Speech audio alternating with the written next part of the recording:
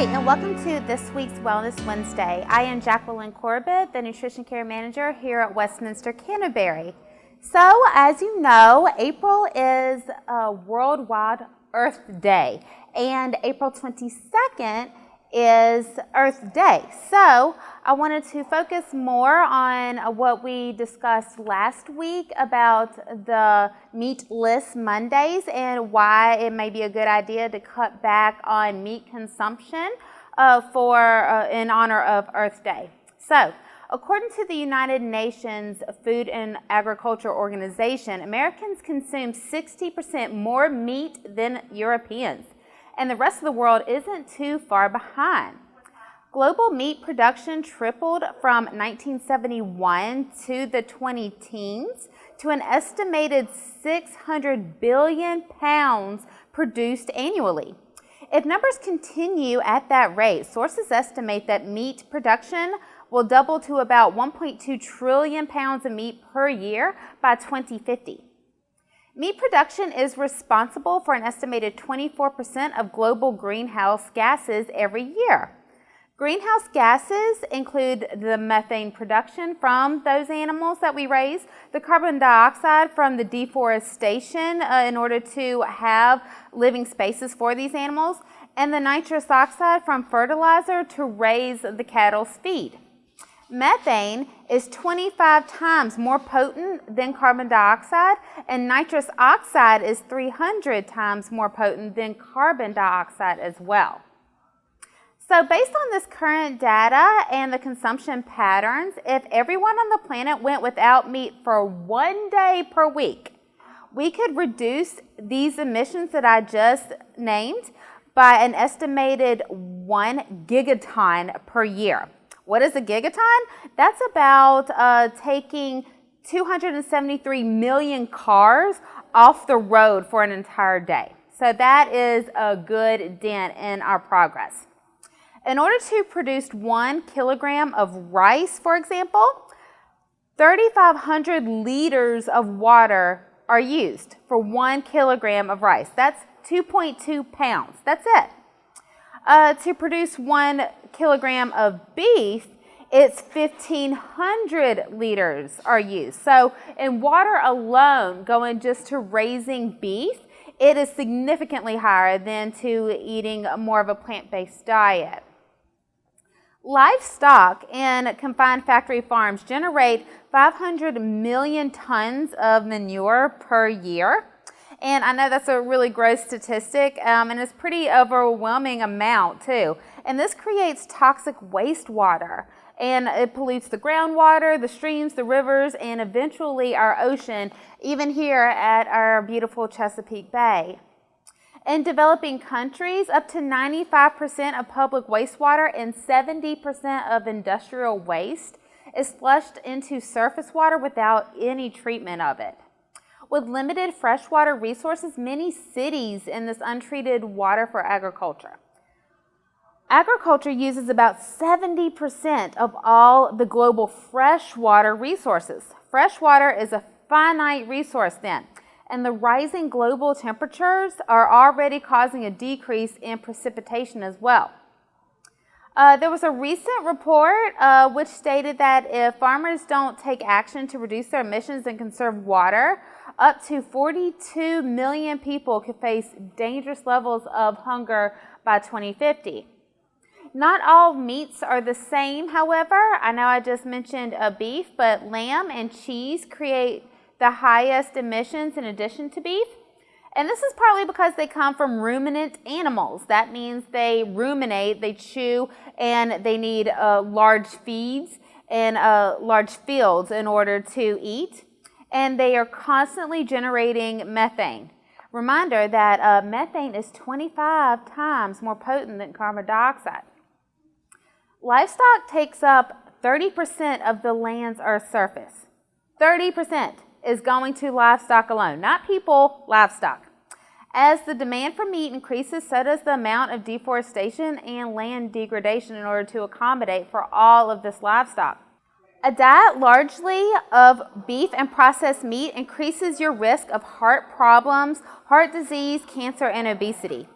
A study using a United Kingdom meat consumption patterns estimated that a 50% reduction in meat and dairy consumption alone and replacing it with vegetables and cereals, meaning grains, could result in a 19% reduction in greenhouse gas emissions and up to 43,600 fewer deaths due to heart disease per year.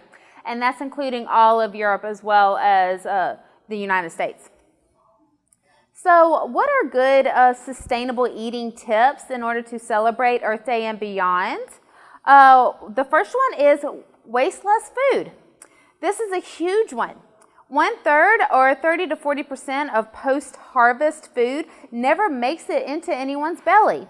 This is not only wasted money, wasted calories and nutrition, there are also big environmental impacts of that as well.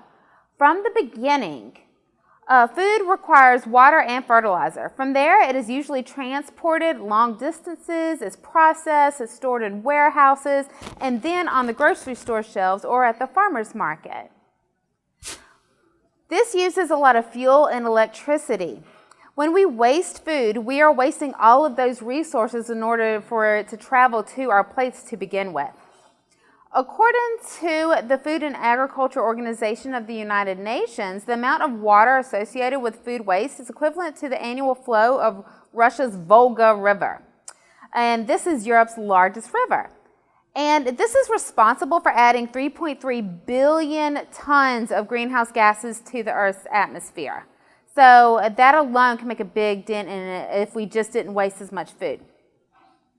Food waste also contributes to about 1/4 of landfill mass as well. A whole quarter of it. Landfills let off harmful greenhouse gas emissions and take up a lot of valuable land space too. So you may want to consider composting your food waste to reduce landfill consumption, and it also has the added bonus of making a healthier soil around your neighborhood as well. You could also choose more sustainable seafood as well. Many fishing practices have detrimental effects on our oceans. You can use the guide from the Environmental Defense Fund or the Monterey Bay Aquarium, which is what Westminster Canterbury here uses. And we use this guide to make better seafood choices. So we will only serve sustainable fish within our venues here as well. But when you go out to the grocery store and purchase fish, make sure to look up the type of fish you're interested in to make sure that it is sustainable and not overfished. We could also support good farming practices. They use crop rotation and organic farming practices to keep the soil healthier as well. This will reduce soil erosion, emit less harmful pesticides in our watersheds, and the soil will have more nutrients as well. Healthy soil means more nutrient-rich foods in a healthier environment. So you could visit your farmer's market, which is across the street from Westminster Canterbury, a little more often, and choose organic when you go out to the grocery store as well. And my favorite, and I consider the most important sustainable food tip, is to eat more plants. I say this all the time in respect to our health, but also affects the health of our planet as well. When we eat more plants, farmers will produce more plants as well. You vote with your dollar too. Grazing animals such as cattle ranching is the largest contributor to the Amazon deforestation. In addition, manure releases large amounts of methane gas, a gas that is 84 times more potent than carbon dioxide when released into the atmosphere. So according to all these studies that I've mentioned earlier, shifting less than 1 day per week from animal products, including meat, dairy, eggs, and fish, this can save more greenhouse gas emissions than eating all locally sourced food as well. And try to eat local as often as you can. Now that I just explained shifting from animal-based is better than locally sourced, but please don't take that to mean that I don't want you to eat local by any means. Most of our food is shipped and comes from over 1,000 miles away.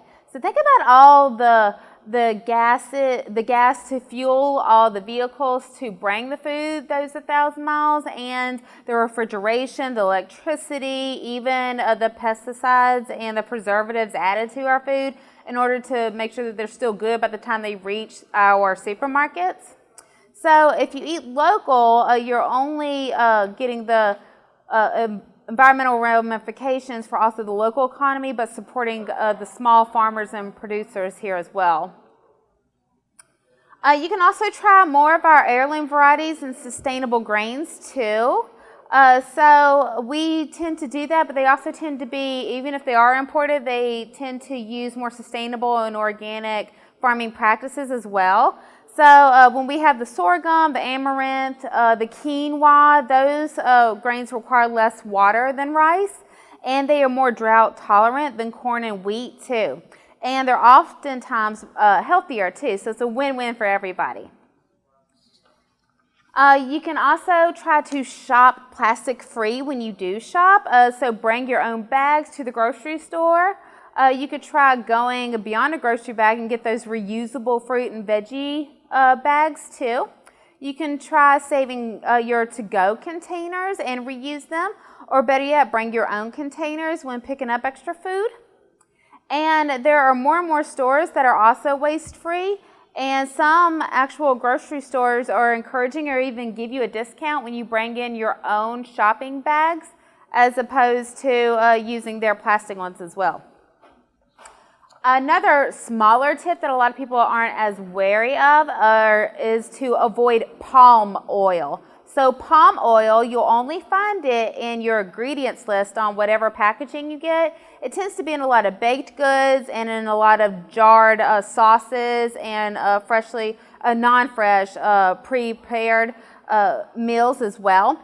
Palm oil is a type of saturated fat, and it's a stearic acid, so it's not too harmful to heart health. However, it is now in almost half the products that we buy, and it can be in your ice cream and your shampoo. And palm oil is a major factor in devastating the rainforest. So we have lost over 6 million acres of forest in Indonesia alone due to the palm trees being cut down to produce this palm oil. In Malaysia earlier this year, there was a devastation. It looked like a terrible scene. They're losing millions of species of plants and animals and insects due to this deforestation for strictly the palm tree only. If we use less packaging, less single-use containers and utensils, and saving food, all of this will help us save money and make us healthier and support sustainable eating practices for the earth too. So if you would like any more useful tips or facts, I would love to announce them over the air, or if you have any questions, I am more than happy to answer them. So try to take any of these fun facts into consideration for Earth Day and try to make the world a greener, more beautiful place. If you have a topic you would like for me to cover, please call my extension or email me. And happy Wellness Wednesday.